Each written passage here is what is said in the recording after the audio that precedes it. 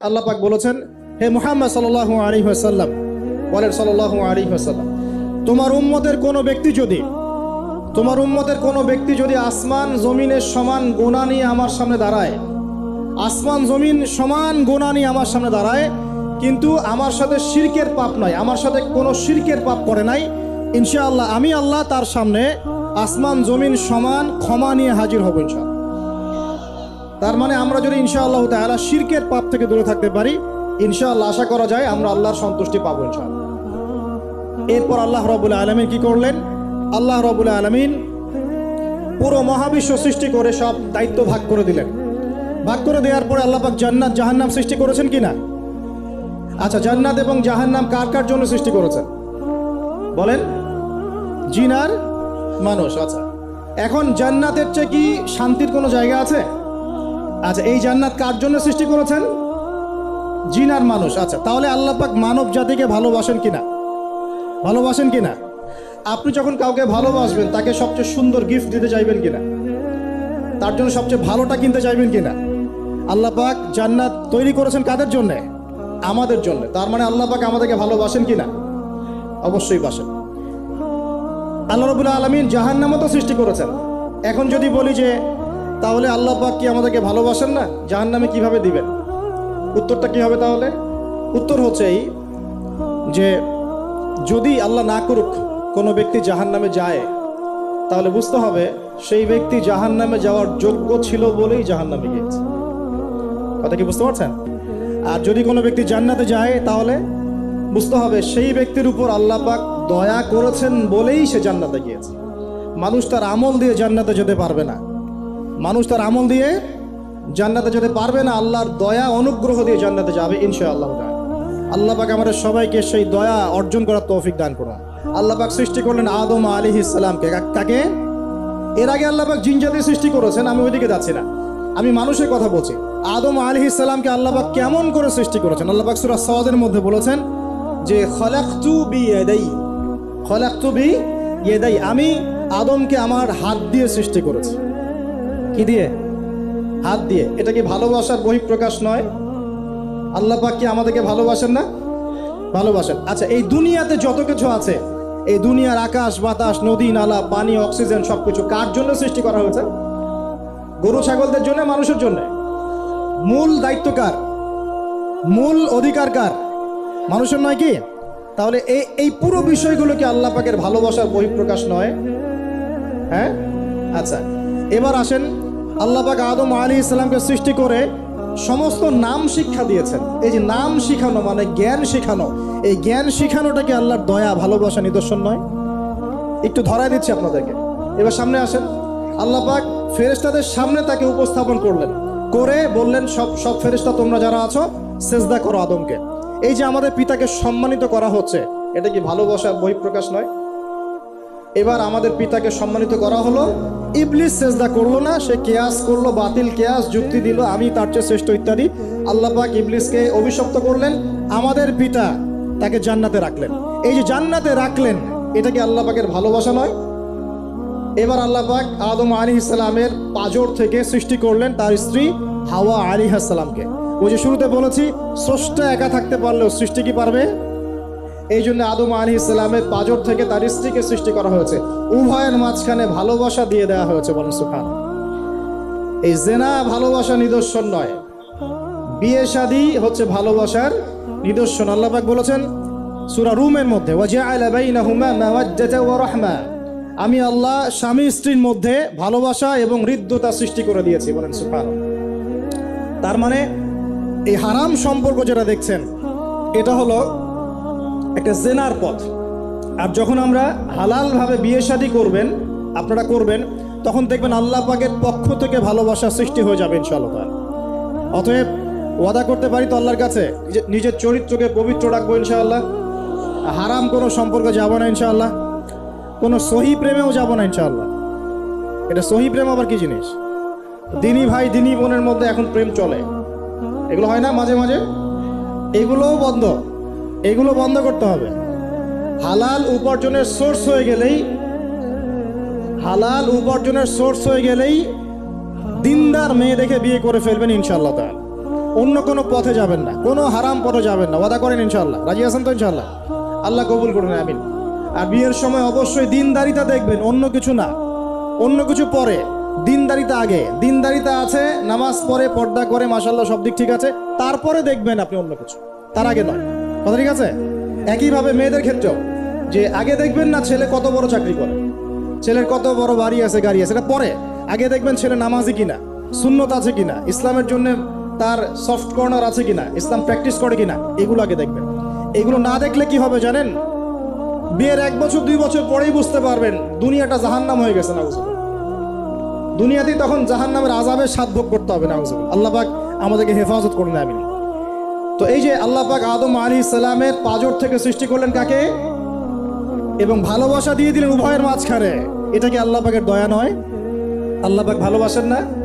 এবার দেখেন, গাছের কাছে যেতে নিষেধ করলেন। আমি কিন্তু শর্ট করে বলছি, গাছের কাছে যেতে নিষেধ করলেন, তোমরা জান্নাতে থাকো, খাও, যা ইচ্ছা করো, কিন্তু ওয়ালা তাকরাবা হাদিহি শাজারা, এই গাছের কাছেও যাবে না। একটা পরীক্ষা, জাস্ট একটা পরীক্ষা। এখানে কিন্তু বলা হচ্ছে গাছের কাছেও যাবে না, বলা হচ্ছে না যে গাছের ফল খাবে না। ঠিক যেমন আল্লাহ বলেছেন তোমরা জেনার কাছেও যাবে না। আল্লাহ পাক কিন্তু বলেন নাই জেনা করবে না, আল্লাহ পাক বলেছেন তোমরা জেনার কাছেও যাবে না। তো এখান থেকে আমরা এই হুকুমটার কঠোরতা বুঝতে পারি। তো প্রিয় ভাইরা, এখানে আমাদের পিতামাতা শয়তানের প্রলোভনে পড়ে গেলেন। কেন পড়লেন? শয়তান ওয়াসওয়াসা দিল যে আমি কি তোমাদেরকে এমন গাছের কথা বলে দিব যে গাছের কাছে গেলে বা যার ফল খেলে তোমরা চিরস্থায়ী জীবন পাবে এবং তোমরা ফেরেশতা হয়ে যাবে, এরকম কথা বলবো, এবং তোমরা কোনোদিন মরবে না। হাল আদুল্লুকা আলা শাজারাতিল খুলদি ওয়া মুলকিন লা ইয়াবলা, এই দুটো ওয়াসওয়াসা, চিরস্থায়িত্বের ওয়াসওয়াসা এবং অমরত্বের ওয়াসওয়াসা দিয়ে আমাদের পিতামাতাকে নিয়ে গেল। এখন আমাদের পিতামাতা কি ফল খেয়েছিলেন কি খান নাই? আচ্ছা, এখন আল্লাহ পাকের দৃষ্টিতে অন্যায় হয়েছে কিনা? এরপরে আমাদের পিতামাতা কি করলেন? বললেন রব্বানা যালামনা আনফুসানা ওয়া ইল্লাম তাগফির লানা ওয়া তারহামনা লানাকুনান্না মিনাল খাসিরিন।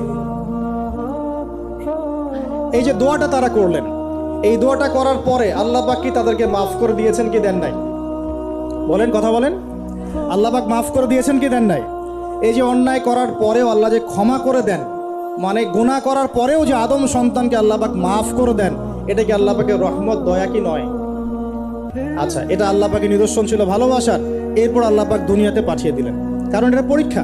দুনিয়াটা পরীক্ষার জায়গা, পরীক্ষা দিচ্ছি আমরা এখানে। এখন পরীক্ষা ক্ষেত্রে কি আল্লাহ পাক আমাদেরকে একা ছেড়ে দিয়েছেন?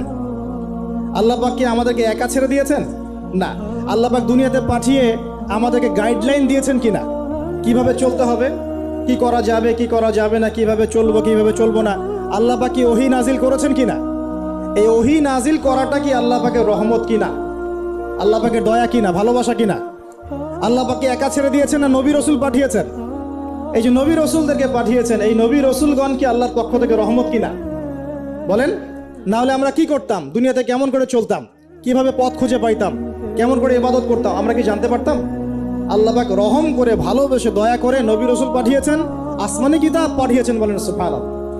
এখন এই নবীদের সিলসিলায় আল্লাহ পাক যে সর্বশেষ নবী মুহাম্মদ সাল্লাল্লাহু আলাইহি ওয়াসাল্লামকে পাঠিয়েছেন, এইটা দয়া কিনা?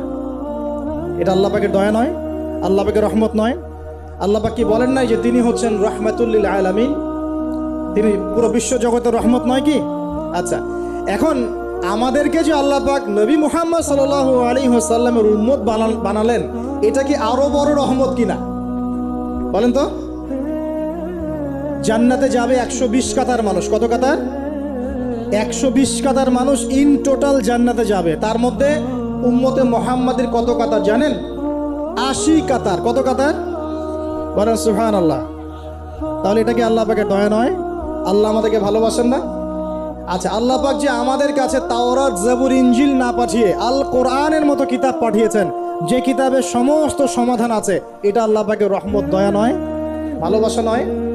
আচ্ছা, এখন আল্লাহ পাক দুনিয়াতে চলার জন্য আমাদেরকে জীবন দিয়েছেন, হায়াত দিয়েছেন, সুস্থতা দিয়েছেন, পরিবার দিয়েছেন, আমাদের ব্যবসা বাণিজ্য দিয়েছেন, আমাদের স্ত্রী সন্তান দিয়েছেন, আমাদেরকে চলাফেরা করার ক্ষমতা দিয়েছেন। একটা চোখ নষ্ট হয়ে গেলে বুঝতে পারে মানুষ যে কত কষ্ট হচ্ছে, একটা পা না থাকলে বুঝতে পারে কত কষ্ট হচ্ছে। এই করোনার সময় যারা শ্বাস নিতে পারে নাই, তাদের কত কষ্ট হয়েছে। সুস্থ আছি, সুন্দর আছি, পরিবার আছে, আল্লাহ রিজিক দিচ্ছেন, 3 বেলা খাওয়াচ্ছেন, কাপড় দিচ্ছেন, শিক্ষার ব্যবস্থা করছেন, ইবাদত করার সুযোগ দিচ্ছেন, গুনাহ করলেও আবার মাফ করে দিচ্ছেন, এই সব কিছুকে আল্লাহ পাকের ভালোবাসা নয়? এই ভালোবাসাগুলো কি নিঃস্বার্থ ভালোবাসা না স্বার্থ ভিত্তিক ভালোবাসা? এই আল্লাহ পাকের কোনো স্বার্থ আছে? আল্লাহ পাক আমাদের কাছে কিছু চান? রিজিক চান? টাকা পয়সা চান? আল্লাহ পাকের যদি ইবাদত করে আমরা ছেড়ে দেই, আল্লাহর কোনো ক্ষতি হবে? আমরা ইবাদত করে ভাসিয়ে ফেললাম, আল্লাহর কোনো লাভ আছে? আল্লাহ পাকের শক্তি কি আরো বেড়ে যাবে না কমবে? নাকি যেমন আছে তেমনই থাকবে? আল্লাহ রাব্বুল আলামিনের শান শওকত কি আরো বেড়ে যাবে, নাকি আল্লাহ পাকের শান শওকত কমে যাবে? আল্লাহ রাব্বুল আলামিন যেমন, আল্লাহ পাক তেমনই থাকবেন, তাই নয় কি? আল্লাহ পাকের যে বিশাল খাজানা আছে, আমরা যদি ইবাদত করে ভাসিয়ে ফেলি, খাজানা কি বেড়ে যাবে? আমরা যদি সবাই ইবাদত করা ছেড়ে দেই, খাজানা কমে যাবে? আল্লাহ পাকের কোনো স্বার্থ আছে আমাদের ভালোবাসার? কোনো স্বার্থ নাই। তাহলে আল্লাহ পাক এই পুরো বিশ্ব জগৎ সৃষ্টি করেছেন নিঃস্বার্থভাবে, তার স্বার্থ ছাড়া। এত অসংখ্য নেয়ামতে আমাদেরকে ভর্তি করে রেখেছেন আমাদের স্বার্থে, তার কোনো স্বার্থ নাই। কোনো স্বার্থ আছে? এই পরীক্ষায় পাশ করলে আমরা আবার জান্নাতে যাবো ইনশাআল্লাহ। ওই জান্নাতে যাওয়ার পরে কি আমাদের স্বার্থ থাকবে না আল্লাহ পাকের স্বার্থ থাকবে? সুবহানাল্লাহ। এই এতটুকু যদি বুঝতে পারি, আল্লাহ পাক একমাত্র সত্তা যিনি আমাদেরকে প্রকৃত অর্থে ভালোবাসেন। বাকি যত কিছু আছে আমাদের চারপাশে, এই ভালোবাসাগুলোর পিছনে একটা একটা স্বার্থ থাকে। কথা বুঝতে পারছেন না মনে? সন্তানকে অনেক ভালোবাসেন, বুঝলাম, পিতামাতা, কিন্তু এই সন্তান যদি আপনার মনের মতো করে না চলে, একসময় কিন্তু আপনিও সন্তানের উপর রুষ্ট হবেন না?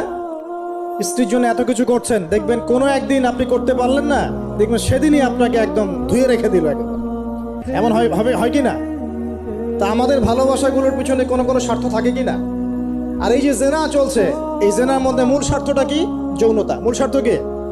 ছেলেও চায় মেয়েকে ভোগ করতে, মেয়েও চায় ছেলেকে ভোগ করতে, এবং বলে না না এটা পবিত্র ভালোবাসা, আমরা বিয়ে করার জন্যই জেনা করেছি, নাউজুবিল্লাহ, তাই না? বলে না, আমরা তো বিয়ে করব, সমস্যা কি? তো ফ্রি মিক্সিং করলে কি সমস্যা? তাহলে বিয়ে যদি করবা, তাহলে মেলামেশা বিয়ের পরেই করো, ব্যাস, নিঃস্বার্থ প্রমাণ হবে।